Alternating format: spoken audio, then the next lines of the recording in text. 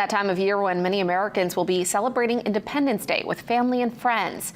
Many choose to celebrate with fireworks displays. Whether you're attending one of the big shows over the next few days or putting on your own display, Alyssa Thurlow has some safety tips to keep in mind.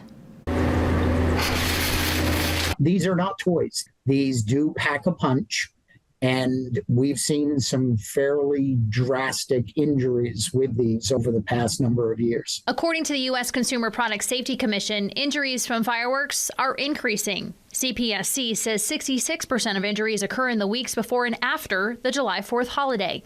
A 2023 report shows teenagers had the highest estimated rate of emergency department-treated fireworks-related injuries, with children ages 5 to 9 years old having the second highest rate. Maine State Fire Marshal Richard McCarthy says you should never allow children to play with or ignite fireworks, including sparklers.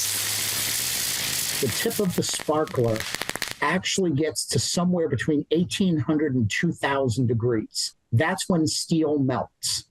So think how hot that is. And you take a young person's hand and 2,000 degrees, that is not a good combination. Before lighting off any fireworks, be sure they are legal in your area. Last time I checked, almost 100 towns that do not allow fireworks. That is a local ordinance. We cannot enforce local ordinances. That would be with your local law enforcement. Other safety tips to keep in mind: never use fireworks while under the influence. Keep a bucket of water near you or a garden hose in case of a fire. Light fireworks off one at a time, and never try to relight or handle a malfunctioning firework. Bottom line, experts say you should always be aware of your surroundings.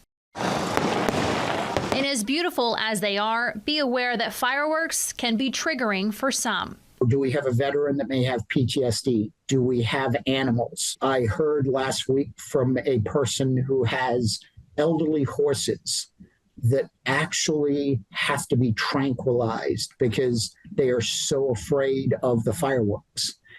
Just check with your neighbors. Alyssa Thurlow, WABI TV5 News.